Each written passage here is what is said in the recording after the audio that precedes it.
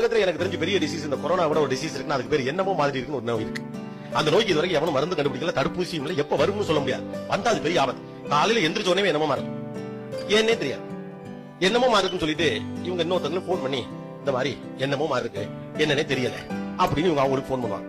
அவங்க சொல்லுவாங்க, நைட்டு சரியா தூங்கி இருக்க மாட்டேன், என்ன சத்த நேரம் படுத்து தூங்கி இருந்துச்சு, காலையில் சூடா காப்பியை குடிச்சு நல்லா இருப்போது அப்படின்னு.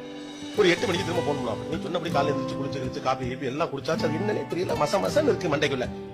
உடனே அவங்க கேட்பாங்க, அது வீட்டுல பிரச்சனையா, காலேஜ்ல பிரச்சனையா, இல்ல அந்த கேட்டகரிக்கு கேட்பாங்க, கணவரோட பிரச்சனையா, பாய் ஃப்ரெண்டோட பிரச்சனையா, சாப்பாடுல பிரச்சனையா, பிள்ளைகளால பிரச்சனையா, எதுக்கு தெரிஞ்சா நானே சொல்லிட மாட்டேனா, என்னன்னு தெரியல, ஆனா என்னமோ மாதிரி.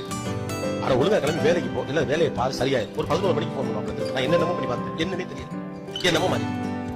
அப்ப அந்த எதிர்மனையில இருக்கவங்க என்ன சொல்லுவாங்கன்னா, என்ன மாதிரி காரணம் சொன்னா தரப்பா சொல்ல முடியாது, தீர்வு காரணமே சொல்லாம என்னமோ மாதிரி இருக்கு, என்னமோ மாதிரி இருக்குன்னா அது எப்படிதான் சரி பண்ண முடியும் அப்படின்னு கேட்பாங்க.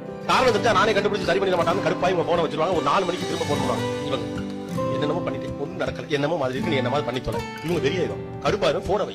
என்ன ரீசனே தெரியாம என்னமோ மாதிரி இருக்கு, என்னமோ மாதிரி இருக்கு, என்னமோ மாதிரி இருக்குன்னு சொன்னீங்கன்னா ஒரு மனுஷால என்ன பதில் சொல்ல முடியும் அப்படின்னு சொல்லிட்டு போன வச்சிருவாங்க. இவங்க வேலையை பார்ப்பாங்க, அவங்க வேலை. இந்த நோய் இப்ப இங்கே வந்துடும், வீடு முழுக்க என்னமோ மாதிரி இருக்கும்.